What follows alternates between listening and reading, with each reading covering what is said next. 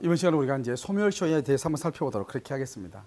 먼저 이제 소멸시효는요, 제일 먼저 뭐를 봐야 되냐, 이제 소멸시효하고요. 그 다음에 우리가요, 제척기간을 구별하는 것이 시험에 잠깐 나올 수가 있어요. 그렇게 뭐 자주 나온 테마는 아니지만요, 예전엔 자주 나왔었거든요. 그러니까 소멸시효는 청구권의 경우에 보통 소멸시효가 걸린다 이렇게 얘기하고요. 그 다음에 소멸시효는 당사자가 입증을 해야 돼요. 그래서 당사자가 입증을 하고요. 소멸시효는 중단이나 또는 정지라고 하는 제도가 있고요. 소멸시효 완성이 되면 소급표가 있죠. 소급표가 있고, 소멸시효는 배제하거나 뭐 할 수 있죠? 감경할 수 있죠. 만약에 가중할 수는 없지만요, 배제나 감경을 할 수 있다 이 말이죠. 그런데 제척기간은요, 여기서마다 우리는 보통 형성권의 경우 제척기간이라고 하고요. 제척기간은 법원이 직권으로 조사하고요. 중단이나 정지하는 제도가 없죠. 그래서 제척기간의 경우는 목적물을 인도받아 점유하고 있다 할지라도 제척기간은 진행을 하는 것이고요. 그 다음에 소급표가 없죠. 소급표가 없으니까 제척기간이 완성되면 그때부터 모든 권리가 소멸하고요. 배제, 감경 이런 것이 없죠. 이것을 이제 우리는 제척기간이다 이렇게 얘기를 하고요. 그래서 이 두 가지를 여러분들 이제 구분해서 보면 되고요. 두 번째는요, 소멸시효의 대상이죠. 소멸시효의 대상을 보면 우리가 이제 물권을 한번 볼까요? 이 물권을 보면 물권은 먼저 점유권과요, 본권으로 나누어지고요. 본권은 또 소유권하고 제한물권이 있죠. 제한물권은요, 용익물권하고요, 담보물권 이렇게 있잖아요.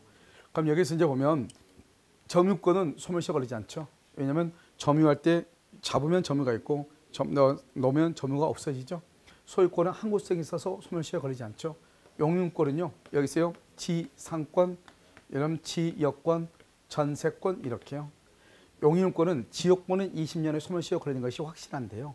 전세권은 최장 존속기간이 10년이고 10년을 초과하면 10년으로 단축이 되잖아요. 그래서 이론상으로 소멸시효 걸릴 여지가 없죠. 지상권의 경우는 최단 존속기간을요 5년만 인정하는 것도 있고 15년 또는요 최단 30년 이상 이렇게 있잖아요. 그래서 일부는 걸리지 않고 일부는 걸릴 수가 있죠. 지상권도요. 지역권은 당연히 걸리고요. 그 다음에 담보물권은요, 담보물권은 유치권, 그 다음에요 질권, 저당권은 종된 권리잖아요. 피담보채권이 주된 권리가 존재하는 한 종된 권리만 독자적으로 소멸시효에 걸리지는 않죠. 그래서 실질적으로 소멸시효에 걸릴 수 있는 것은 우리가 지역권은 명백하고요. 지상권, 지역권 정도 이렇게요. 그 다음에 여러분요, 상린관계에서 상린권 있죠. 이 상린권은 소유권의 일종이거든요. 그래서 소멸시효에 걸리지 않죠. 독립한 물권이 아니니까요. 그 다음에 공유물 분할 청구권이죠. 이 공유물 분할 청구권은요, 청구권 앞에 무슨 말이 있어요? 분할이란 말이 있네요. 이것을 형성권이네요. 형성권의 경우는 뭐에 걸린다? 제척기간에 걸리죠. 제척기간, 그래서 소멸시효에 걸리지 않는다 이렇게 얘기하는 거예요. 그러니까 상린관계 소멸시효에 걸리지 않는다. 공유분할청구권 소멸시효에 걸리지 않는다. 제척기간의 대상이다 이렇게 되고요. 자, 이제 세 번째는요, 우리가 이제 기산점이라고 하는 것이 있죠. 기산점은 이것은요, 언제부터 기산하느냐? 이것은 당사자가 입증을 해야 돼요. 알겠죠? 당사자가요, 기산일에 가는 것은요. 그래서 이 기산점에 같은 경우 보면은 예를 들어서 우리가 이제 정지조건부하고요, 정지조건부 분야고 해제조건부 권리가 있잖아요. 정지조건은 조건이 성취될 때까지 성취돼야 권리가 발생하잖아요. 그래서 성취한 때부터 소멸시효가 진행하고요. 이 해제권은요, 조건이 성취되기 전이라도 소멸시효는 진행하는 거예요. 왜냐하면 해제 조건이 항상 권리 자체가 효력이 발생하고 있는 거잖아요. 그래서 조건이 성취되기 전이라도 소멸시효는 진행한다 이렇게요. 그다음에 이제 우리가 이제 또 뭐가 있냐, 부당이득이 있죠. 이 부당이득 반환에서요, 우리가 무효인 경우하고 취소하는 경우죠. 취소를 하게 되면 취소를 하게 되면 어떻게 하죠? 그때를 기준으로 해서 소급해서 무효가 되죠. 그러니까 취소한 때부터 부당이득 반환 정권의 소멸시효는 진행하는 것이고요. 그다음에 무효라고 하는 것은 처음부터 당연 효력이 없죠. 그래서 예를 들어서 조세 같은 경우 가오납하는 경우, 예를 들어서 100만 원인데 300을 냈다 이 말이죠. 그러면 300을 납부를 하지 않아도 되는데 납부했잖아요. 그래서 가오납한 때부터 그것은 소멸시효가 진행하는 것이죠. 그래서 무효는 처음부터 당연 효력이 없기 때문에 그때부터 소멸시효가 진행하고요. 취소는 취소하기 전까지는 유효인데 취소권을 행사하면 처음부터 소급해서 무효가 되는 거잖아요. 그래서 취소한 때부터 소멸시효가 진행한다 이렇게요. 그다음에 이제 여기서 이제 우리가 이제 기한부 채권이죠. 기한부요. 기한부에서 확정 기한부는요. 확정 기한부는 기한이 도래한 확정 기한은 그 확정 기한이 도래한 때부터이죠. 그럼 불확정 기한은요. 불확정 기한은 객관적으로 기한이 맞아 객관적으로 도래한 때부터죠. 예를 들어서 할머니가 사망하면 이걸 주겠다고 했으면 그것은 사망한 때부터죠. 내가 안 때부터가 아니고. 알죠? 그다음에 네 번째는요. 네 번째로 우리가 이제 기한에 정함이 없는 것이 있죠. 기한에 정함이 없는 경우. 기한에 정함이 없는 것은요. 언제든지 청구할 수 있잖아요. 그리고 권리가 발생할 때부터 언제든지 청구할 수 있으니까요. 알죠? 우리가 이행지체는 청구한 때부터 이행지체에 빠지지만 기한에 정함이 없는 것은 조건이나 기한부가 아니기 때문에 언제든지 먼저 청구할 수 있기 때문에요. 그 채권이 발생한 때부터 당연히 소멸시효가 진행을 하는 것이죠. 무슨 말인지 알겠죠? 그래서 이런 것들을 이제 우리가요. 기본적으로 이제 우리가 언제부터 소멸시효가 진행하느냐? 우리가 무권 대리죠. 이런 무권 대리에서요. 상대방의 선택권이죠. 그러면 상대방의 선택권은 언제부터 발생하죠? 상대방이 선택권은 뭐죠? 예를 들어서 본인이 추인을 거절하고 그다음에 대리인이요. 대리권을 증명하지 못한 때부터 소멸시효는 진행하는 것이죠. 선택권의 소멸시효는요. 그래서 상대방의 선택권은 언제부터 소멸시효가 진행하느냐? 본인이 추인을 거절하고 그다음에 상대방이요. 대리인이 대리권을 증명하지 못한 때부터 진행한다 이런 말이죠. 이런 것들이 이제 우리가 뭐라 한다? 그래서 다 기산점 언제부터 소멸시효가 진행하느냐 이것을 지금 우리가 이제 한번 본 것이고요. 그다음에 여러분요 이런 것도 있네요. 구상권이요. 이런 구상권은 뭐가 있죠? 구상권은 공동 불법행위를 하죠. 3명이요. 그래서 A, B, C가요. 여기서 A, B, C가요. 공동 불법행위를 해서 X한테요. 그래서 여기요 9천만 원의 손해를 끼쳤단 말이죠. 그러면 이 A가요. 이 9천만 원 전부를요. X한테 손해 배상을 했어. 그래서 전액을 변제하죠. 이 전액을 변제했을 때 이 3천. 그래서 A는요. B나 C한테 3천만 원에 대해서 각각의 3천만 원에서 구상권 행사할 수 있다 이 말이죠. 그래서 우리가 이제 공동 불법행위에서는 전액을 변제했을 때, 즉 손해의 전액을 배상했을 때 그때부터 구상권에 대한 소멸시효가 진행한다 이런 말이죠. 무슨 말인지 알겠죠? 그다음에 또 뭐가 있죠? 부작위 채권 있죠? 이런 부작위 채권은 뭐가 있죠? 부작위 채권은 그것을 위반 시부터죠. 위반 시 이거 시험에 잘 나오죠. 그냥 법적으로 나와 있는 거기 때문에요. 그래서 잘 나온다. 그다음에 동시항변권은요. 동시이행 항변권은 언제부터죠? 이것은 여러분요 간단한데요. 이렇게 갑하고 을하고 이렇게 있잖아요. 잔금 지급일이죠. 갑은 그러면 잔금 지급일 2월 1일이면 갑은 을한테 대금을 등기를 해줄 의무가 있고요. 을은 갑한테 잔금을 지급할 의무가 있잖아요. 그런데요, 이 갑이라고 하는 사람이요, 을이 잔금을 주지 않으니까 자기도 등기 서류를 주지 않죠. 즉 갑이 을한테 항변권을 행사하고 있다 이 말이죠. 항변권을 행사하고 있다 할지라도 2월 1일부터 갑은 을한테 잔금을 청구할 수 있잖아요. 그렇잖아요. 그래서요, 이때요 잔금 지급일부터 갑의 을에 대한 청구권은 소멸시효가 진행하는 것이에요. 무슨 말인지 알겠죠? 그래서 이런 것들을 우리 뭐란다? 기산점이다 이렇게 얘기를 하는 거예요. 지금 봤죠? 우리가 소멸시효와 제척기한을 구별을 하고요. 그 다음에 소멸시효의 대상이 되는 것은 무엇이 있는가? 그 다음에 소멸시효는 언제부터 기산하는가? 여기까지 이제 우리가 봤단 말이죠. 또 이제 우리가 뭘 보냐? 그럼 여기서 이제 소멸시효 기산점에 있으면 이제 여기서요 소멸시효 기간이죠. 이 기간은요, 그것은 법원이 직권으로 조사해요. 그래서 우리가요 1년짜리, 3년짜리, 5년짜리죠. 상사채권이나 조세채권이요. 그 다음에 10년짜리가 있죠. 일반 채권이요. 그 다음에 20년짜리가 있죠. 그것은 지역권 같은 경우요. 그래서 여기서 이제 조심해야 될 것은 뭐죠, 여러분요? 3년짜리하고 1년짜리 여러분들이 암기를 해야 되는 것이죠. 그래서 정확하게 여러분 이것은 뭐 강의할 때 해야 되는 문제가 아니고 이미 여러분들이 이 정도는 내용 다 암기가 되어 있으니까요. 예를 들어서 뭐 교사라든가 이런 것들을 다 어떻게 되는가. 그다음에 뭐 의사 같은 거 3년, 이렇게 도곡 같은 거 3년 이렇게 딱 돼 있죠. 그다음에 우리가 뭐 이렇게 교사 같은 거 다 1년짜리잖아요. 의식주에 관한 것들. 그래서 그런 것들을 여러분들이요 표준을 해가지고 다 이미 암기를 하고 계실 거예요. 그래서 여러분 3년이냐 1년짜리냐 이런 것은 보시면 되고. 그다음에 이제 세 번째는요 뭐다? 소멸시효가 중단이죠. 중단. 그럼 이런 봐봐요. 여기 순서 흐름 보면 소멸시효가 중단됐단 말이 무슨 말이죠? 일단 소멸시효가 시작돼야죠. 기산점이 돼야 되죠. 여기서부터 소멸시효가 계속 중단이 되는 것은 소멸시효가 진행되지 않아. 기산일이 되기 전에는 소멸시효가 중단이 된단 말은 없는 거예요. 소멸시효는 일단 기산했는데 여기서부터 쭉 가다가 여기서 잠깐 멈춘다 이 말이잖아요. 멈추면 어떡한다? 기존에 있던 기한은 다 없어지고 오늘부터 새로운 소멸시효가 진행하는 거잖아요. 그러니까 딱 논리적으로 봤을 때 우리가 소멸시효가 중단된다는 말은 소멸시효가 시작돼야죠. 여기서부터 시작돼야죠. 기산. 그러니까 시작되기 이전 여기에는 중단이라는 말이 나올 수가 없죠. 소멸시효가 시작되고 나서 소멸시효 중단이라는 말이 나올 수가 있는 거잖아요. 알겠죠? 그러면 우리가 이제 소멸시효 중단에서는 보면 채무 승인이라고 하는 것이 있죠. 여기서 이제 채무 승인은요. 채무 소멸시효 중단에서 채무 승인이죠. 이 승인은 뭐다? 그것은 관리 능력만 있으면 되는 거예요. 왜요? 이미 채무가 있는 것을 알면서 그것을 인정하는 거잖아요.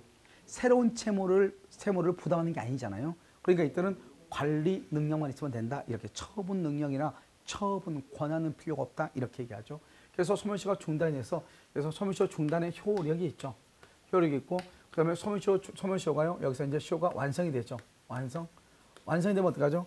완성이 되고 난 다음에 뭐를 한다? 여기서 시효이익을 포기하죠. 시효이익의 포기 이렇게요. 그러니까 여기서 뭐죠? 소멸시효가 완성되기 전에는 미리 포기한다고 하는 것은 있을 수가 없죠. 시효이익의 포기는 완성되고 난 다음에 포기하는 거죠. 여기서 완성에 여기서 또 뭐가 있죠? 소멸시효 완성에는 절대적 소멸설하고요. 여기요 상대적 소멸설이 이렇게 구별을 또 해야 되죠. 여기서는요. 그러니까 시효가 완성되면은 절대적 소멸설이라면 당연히 채권은 소멸하는 것이고요. 상대적 소멸설이라면 뭐가 된다? 그것은 원용권이 발생할 뿐이죠. 그런데 시효이익을 포기한다 이 말은 무슨 말이죠? 상대적 소멸설위에는 채무 자체가 소멸되는 것이 아니고 그래서 원용권을 행사할 수 있는 권한이 있다 이 말이잖아요. 원용권을요. 그런데 상대적 소멸설은 시효이익을 포기한다는 것은 원용권을 행사하지 않겠다고 하니까 당연히요. 채무가 그대로 있는 것이죠. 그냥. 알겠죠? 그런데요. 절대적 소멸설이라면 일단 소멸시효가 완성되면 채권은 없어지는 거잖아요. 그런데 여기요. 시효이익의 포기라고 하는 것은 뭐죠? 내가 그 시효이익을 받지 않겠다. 내가 다시 채무로 부담하겠다. 이 말하고 똑같단 말이죠. 그러니까 이때는 시효이익의 포기를 절대적 소멸설이라면 이것은 의사 표시로 볼 수가 있는 것이죠. 알겠죠? 원래는 소멸시효가 완성되면 당연히 소멸하는데 그럼 마치요. 우리가 채권법에서 보면 피체 변제하고 똑같이 뭐죠? 자연 채무하고 똑같이 된단 말이죠. 그런데요.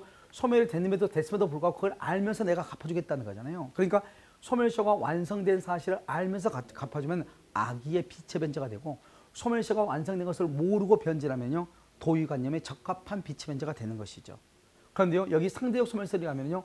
알고 변제하든 모르고 변제하든 원용권을 행사하기 전에는 완전한 채무가 그냥 남아있는 것이죠. 알겠죠? 그래서 변제는 그냥 유효한 변제지 이걸 피체 변제라고 보는 것이 아니단 말이죠. 이게 이제 절대적 소멸설하고 상대적 소멸설하고 차이점이 되는 것이죠. 그래서 이제 시효이익을 포기한다 이 말이죠. 알겠죠? 이것이 하나의 단계를 우리가 지금 이루고 있는 것이죠. 무슨 말인지 알겠죠? 그래서 이제 소멸시효 중단이면 소멸시효 중단의 효력은 어떻게 미치는가? 그리고 소멸시효 중단 사유로는 뭐가 있는가? 이런 것을 이제 우리가 알아야죠. 지금 여기 우리가 기산점을 했잖아요. 그러니까 소멸시효는 되게 간단해요. 먼저 큰 타이틀을 먼저 알고 나서 보면은 아무 것이 없는데 큰 타이틀을 모르고 봤을 때는 크게 문제가 되는 거죠. 그러니까 항상 뭐다? 소멸시효와 재직기한을 먼저 구별을 하고 소멸시효의 대상이 되는 것들은 어떤 것인가? 소멸시효의 대상이 되는 것이 있고 안 되는 것이 있으니까. 그 다음에 언제부터 스타트하는가? 기산점이 언제부터인가? 그러면 기산점을 해야지 소멸시효가 진행하니까 10년이면 20년이든 그리고 난 다음에 기간은 몇 년짜리인가 그것이. 이 몇 년짜리인 것은 내가 판단하는 것이 아니고 법원이 직권으로 조사하는 거예요. 그러고 난 다음에 소멸시효가 뭐가 됐다? 중단이 된다 이 말이죠. 그래서 소멸시효 중단은 제척기간의 중단은 없잖아요. 그런데 소멸시효의 중단은 있다 이런 말이죠. 지금 무슨 말인지 알겠죠? 그래서 소멸시효가 중단됐을 때 중단 사유. 그래서 여러분요 소멸시효 이제 중단 사유를 한번 보시면 여러 가지가 있는데요. 첫 번째요 당사의 청구에서 뭐가 있죠? 청구 재판상 청구가 있죠? 청구 이 청구에서는요 먼저 재판상 청구가 있고요. 여기 재판 외 청구가 있고요. 재판 외 알죠? 여기 재판 외 청구가 있고 그다음에 이거 최고라고 하죠. 최고가 있다 이 말이죠. 알겠죠? 그다음에 압류 가압류 그다음에 뭐가 있다? 가처분이 있죠. 가처분 이렇게. 그다음에 뭐가 있다? 승인 이렇게 있잖아요. 알겠죠? 그래서 청구가 있고 압류 가압류 가처분이 있고 승인이 있고 이렇게 있는 거죠. 중단 사유로는요. 그래서 여기 중단 사유 재판상 청구가 있고요. 재판에 준하는 것 재판에 준하는 것 뭐 이거 시험에 나오지는 지급 명령이라든가 뭐 지급 명령 그다음에 뭐가 있죠? 파산 절차 참가 뭐 이런 것들이 있죠. 이런 것은 실질적으로 뭐 시험에 잘 나오는 것은 아니기 때문에요. 그래서 여러분들이 이제 파산 절차 참가라든가 지급 명령, 화해 신청, 임의 출석 이런 것들이 있죠. 그래서 이런 것들 이제 보시면 되는 것이고 더 중요한 것은 이제 최고죠. 최고. 그래서 재판 외 청구제거든 재판 외. 그래서 여기는 재판에 준한다. 이렇게 재판에 준한다. 여기는 재판 외 이렇게요. 재판 외 이렇게 해야 되겠네요. 여기를요. 재판상 이렇게. 알겠죠? 그래서 파산 절차 참가라든가 임의 출석이라든가 뭐 이런 것들 있죠. 그래서 이런 것들은 이제 재판에 준하는 절차다. 이렇게 최고는 재판 외다. 압류, 가압류다, 가처분이다, 승인이다. 이것만 먼저 여러분이 아는 것이 먼저 중요해. 이 중에서 가장 심히 잘 나온 게 뭐죠? 재판상 청구죠. 이 재판상 청구는 뭐다? 민사 소송이 돼야 되죠. 그러니까 형사라든가 행정 소송은 안 되는 거죠. 알겠죠? 그런데요, 우리가요 무효인 경우 과오납이죠. 무효인 경우 그것은 우리가 원칙적으로 과오납을 했으면 세무죠. 그래서 조세를 많이 냈잖아요. 국가 기관을 써야 되니까 형식은 뭐란다? 행정 소송을 하죠. 그런데 실질적인 뜻은 뭐예요? 내가 잘못 국가가 가져갔으니 내 거 많이 가져간 거 돌려달라 이 말이죠. 실질은 민사 소송이죠. 그래서 그런 경우도 재판상 청구에 해당하고 이 재판상 청구는 뭐 재심의 소라든가 뭐 반소가 그냥 되는 거지. 응소는 그냥 되는 게 아니에요. 적극적으로 응소를 해서 승소 판결을 받아야 돼. 그랬을 때 응소의 경우는 재판상 청구에 해당해서 소멸시효가 중단이 되는 것이에요. 무슨 말인지 알겠죠? 무조건 되는 것이 아니고 알겠죠? 그러면 이제 재판상 청구를 해서 재판이 확정이 되죠. 판결이 확정되면 그 확정된 때부터 그러면 새로운 또 뭐죠? 소멸시효가 진행하는 것이죠. 아시겠죠? 그래서 여러분요 그렇게 보시면 되고 그다음에 압류나 가압류나 가처분이죠. 그래서 압류, 가압류, 가처분을 뭐 할 때 신청. 그래서 압류나 가압류나 가처분을 신청을 할 때 소멸시효가 뭐가 된다? 중단이 된다 이 말이죠. 알겠죠? 그래서 소멸시효 중단이 있고 그다음에 채무 승인이 있죠. 마지막으로 채무 승인. 승인을 뭐라죠? 이 승인은 우리 뭐냐면 이것을 소멸시효 중단 사유 채무 승인은 이것을 관념의 통지라고 그래. 관념의 통지 이렇게. 소멸시효 완성 후죠. 소멸시효 완성 후 채무 승인. 채무 승인은 뭐다? 시효기의 폭인데요. 그것은 의사 표시라고 그래. 소멸시효가 완성되면 채권이 소멸함에도 불구하고 내가 그것을 다시 갚아주겠다 이 말이잖아요. 그것을 뭐라고 표현한다? 그것을 의사 표시다 이렇게 얘기를 하는 것이죠. 그럼 여기서요. 항상 여기서 채무 승인이란 것은 어디예요? 중단에서 채무 승인이란 것은 소멸시효가 기산되고 난 다음이다. 항상 기산되기 전에는 승인이란 말이 중단을 시키기 위해서 승인이란 말이 있을 수 없겠죠. 알겠죠? 그래서 소멸시효가 진행하게 된 것을 얘기하고 미리서 중단하는 것은 말이 안 된다 이런 말이고요. 그 다음에 소멸시효 중단의 효과는 뭐죠? 지금까지 있었던 것은 모두가 다 없어지죠. 그러면 판결이 확정되면 확정된 때부터 새로운 소멸시효가 또 진행하는 것이죠. 알겠죠? 그래서 그 다음에 여기요 압류나 가압류나 가처분은요 그 절차가 종료한 때부터 새로운 소멸시효가 진행하는 것이죠. 무슨 이해됐죠? 그래서 승인인 경우도 마찬가지죠. 승인하게 되면 그때부터 새로운 소멸시효가 진행한다 이 말이죠. 됐죠? 그 다음에 이제 소멸시효 중단의 효과가 미치는 범위 이게 이제 좀 중요하죠. 효력이 어디에 미치느냐? 소멸시효는 사실 여기 청구냐, 그 다음에 압류, 가압류냐, 가처분이냐, 승인이냐 뭐 이것이 중요하다기보다는 여기서 특히요 재판상 청구에서 재판이란 게 무슨 어떤 재판을 얘기하냐?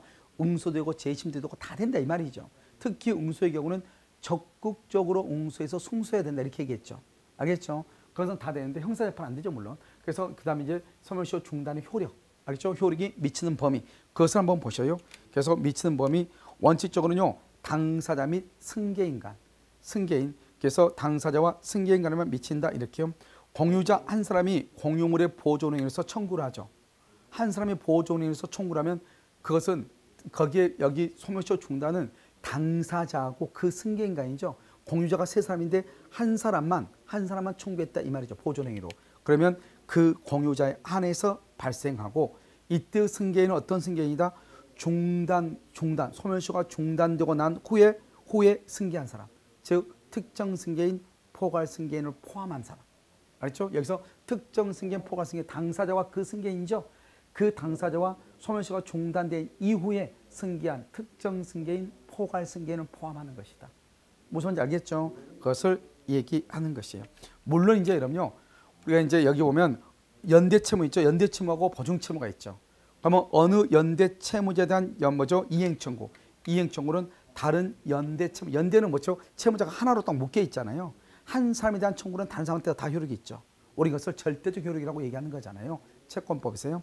그다음에 주채무자에 대한 시효 중단은 보증인에게도 미친다. 그런데요, 보증인에 대한 청구가 주채무한테 미치지 않죠. 그래서 주채무에 대한 청구가 중단이 되죠. 그럼 보증채무도 당연히 시효가 뭐가 된다? 중단이 된다. 이런 말이죠. 알겠죠? 그것을 얘기하고요.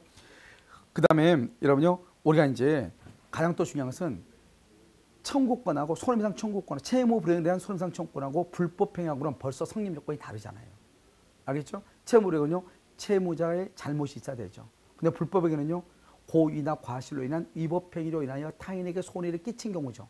그러니까 채무 불이행으로 인한 손해배상하고 불법 행위로 인한 손해배상은 서로가 다르단 말이죠. 그러니까요, 이런 경우는요, 우리가 채무 불이행으로 인한 손해배상 청구권에 대한 소멸시효의 항변이 불법 행위로 인한 손해배상 청구권에 미친다, 미치지 않는다, 미치지 아니한다 이렇게 얘기하고요.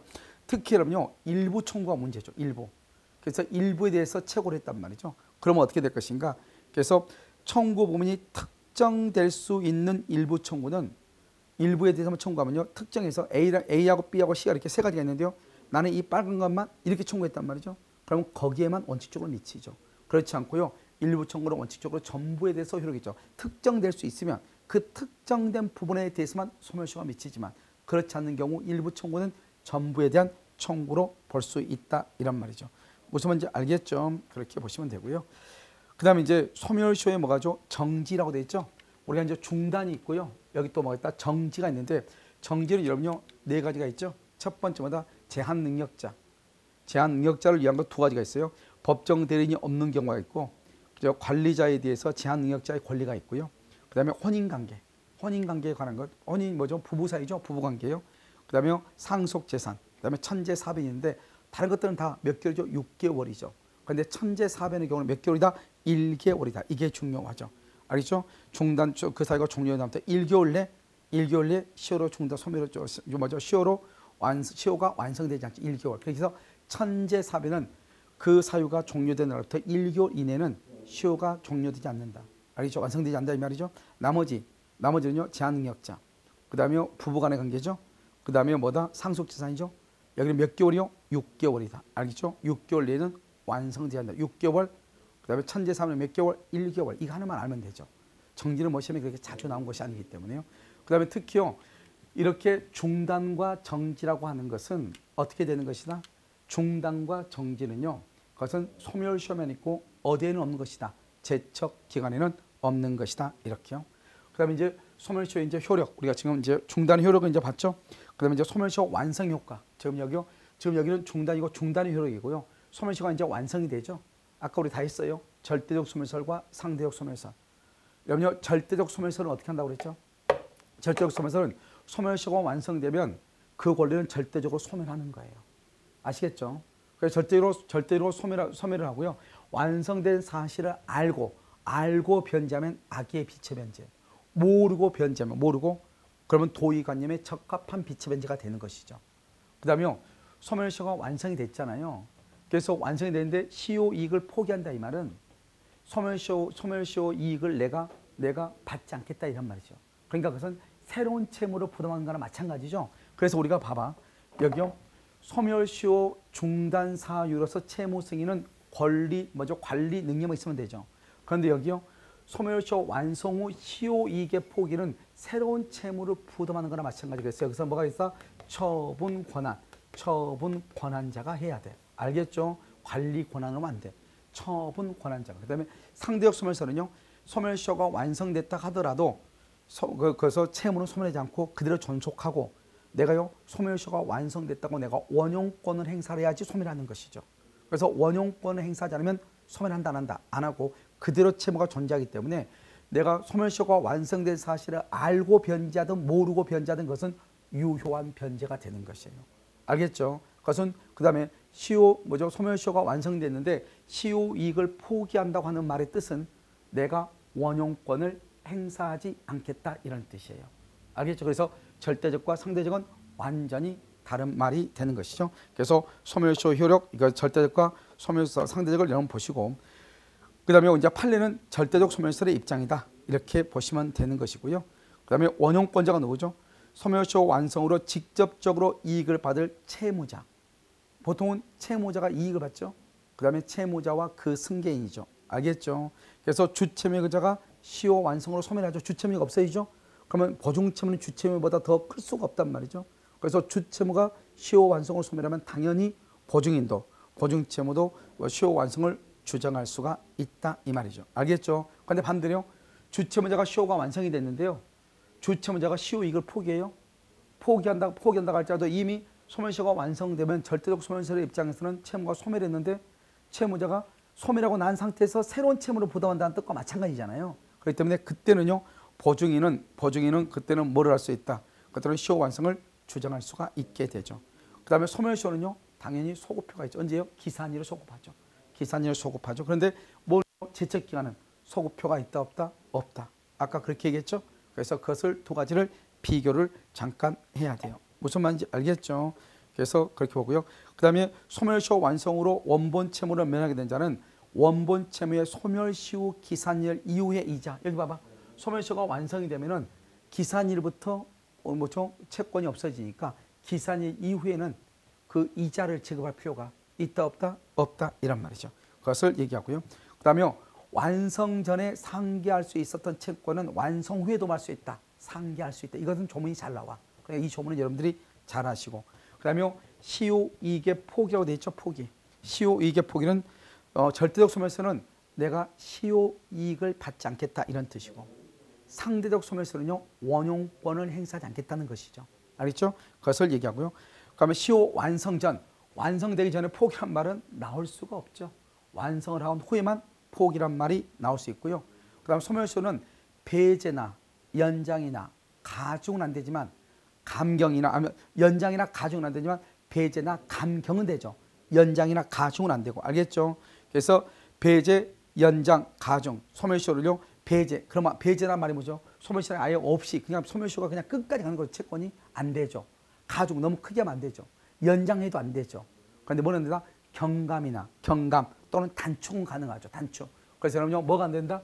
여기 소멸시효가 아예 없어. 소멸시효가 없이. 그러니까 이 채무는 100년, 1000년 지나도 내가 이것은 돈을 언제까지 끝까지 받을 거야. 이게 바로 소멸시효를 배제한다 이 말이죠. 이건 안 돼. 채무자한테 너무 큰 손이니까. 가중 안 돼. 가중도 채무자한테 손이니까. 연장도 안 돼. 연장하는 건 안 돼. 그런데 뭐는 된다? 반대로. 경감하고 감경하는 거 똑같은 말이죠. 그것은 된다. 그러면 채무자한테 유리하죠. 그것은 된다 이 말이죠. 그래서 소멸시효 가는 것은 또 강행 규정에 속하는 것이란 말이죠. 그러니까 채무자한테 일방적으로 불리하게 할 수가 없는 것이 알겠죠? 그래서 여기요 이것을 얘기한다 이 말이죠. 됐죠? 그다음에 소멸시효 완성 후의 포기죠. 뭐 포기는 상대방 있는 단독형에서 의사 표시고요. 아까 얘기했죠? 처분 권한 같은 것이 있어야 되고요. 그다음에 포기할 때는 뭐한다? 소멸시효 완성 후에요. 아무 조건 없이 그냥 채무를 승인했어. 완성 후에 채무를 승인하면 시효 이익을 뭔 걸로 본다? 포기한 것으로 볼 수가 있다 없다? 있다 이란 말이죠. 이런 것을 이제 얘기하는 것이요. 그래서 새롭게 이제 진행하고요. 진행한다 이렇게요. 자 그러면 여기서 이제 우리가요. 소멸시효가 이제 여러 가지가 이렇게 있지만 소멸시효는 크게 그림을 먼저 보는 것이 중요하다 이 말이죠. 알겠죠? 그러면요. 우리가 이제 소멸시효하고 이제 법인하고 이제 문제가 되는데요. 내용이 많아가지고 먼저 소멸시효는 먼저 첫 번째요. 소멸시효하고 한번 크게 봐봐. 소멸시효하고요. 그다음에 제척기간. 이 제척기간을 두 개를 비교를 해야 돼요. 그래서 소멸시효는 당사자가 입증한다. 제척기간은 법원에서 증명을 한다. 알겠죠? 그다음에 소멸시효는 중단이나 정지 제도가 있는데 제척기간은 그런 것이 없다. 소멸시효는 소급표가 있는데 제척기간은 그런 것이 없다. 이런 말이죠. 알겠죠? 그다음에 두 번째는 뭐죠? 두 번째는 뭐냐면 우리가요 대상이다. 소멸시효의 대상. 소멸시효의 대상이 되는 건 뭐냐? 점유권 안 되고 소유권은 대상이 안 되고 담보물권 안 되고 되는 것은 지상권이나 또는 지역권이다. 전세권은 논리상 불가능하다. 그다음에 형성권이다. 그건 제척기간이 안 되고 공유물 분할 청구권도 안 되고 상린권은 소유권의 내용이니까 안 되고 그래서 대상을 먼저 보고 그다음에 여기서 이제 뭘 본다? 기산점을 보죠. 기산점은 당사자가 입증을 해야 되죠. 언제부터인가 이런 말이죠. 정지조건부는 조건이 성취됐을 때부터이고 확정기한부는 기한이 도래한 때고 불확정기한은 객관적으로 기한이 도래한 때이고 알겠죠? 그 다음에 뭐 예를 들어서 뭐 무권들에서 선택권을 행사할 수 있을 때고 그 다음에 우리가 공동불법행위에서 구상권은 공동불법행위자 중에 한 사람이 손해배상을 전부를 다 변제할 때 그때부터 기산점이 소멸시효가 진행하는 것이고 이런 것들이요. 이런 것들이 이제 우리를 뭐란다? 기산점이다. 이렇게 얘기하는 것이죠. 그래서 이제 시작을 하면 기산점에서 이제 몇 년짜리냐, 3년짜리냐, 1년짜리냐, 5년짜리냐, 10년짜리냐, 20년짜리 이게 있죠. 이것은 여러분이 암기를 해야 되고요. 몇 년짜리냐 하는 것은 법원이 직권으로 조사를 해야 되는 것이고, 그 다음에 여기서 이제 또 뭐가 나오냐? 소멸시효가 중단이 되죠. 중단. 그래서 소멸시효 중단이라고 하는 제도가 나오죠. 그래서 소멸시효 중단은요, 먼저 뭐가 있다? 청구가 있죠. 청구가 있고, 여기 또 뭐가 있다? 압류 또는 가압류. 그 다음에 뭐가 있어요? 가처분이라고 하는 것이 있고, 그 다음에 뭐가 있다? 여기요, 승인이 있죠. 승인.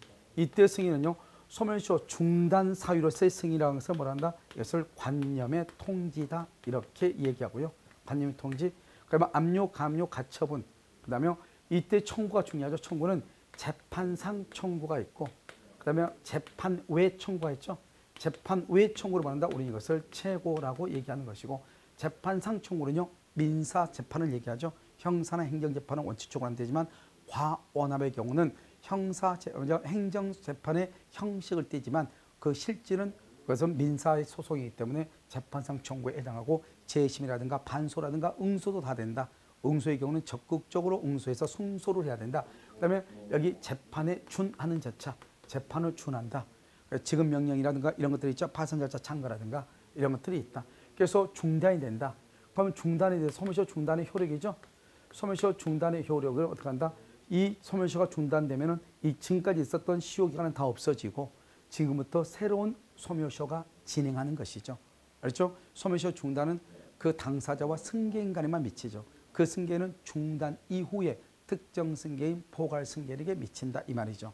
알겠죠? 그래서 중단 효력이 있고 소멸시효 여기서 완성이 되죠. 완성. 소멸시효가 완성이 되죠. 완성이 되고 난 다음에 여기서 뭐가 있다? 여기 어디선가 시효이익의 포기가 있죠. 시효이익의 포기가 이렇게 있다. 시효이익의 포기는 대표적인 게 채무 승인이죠.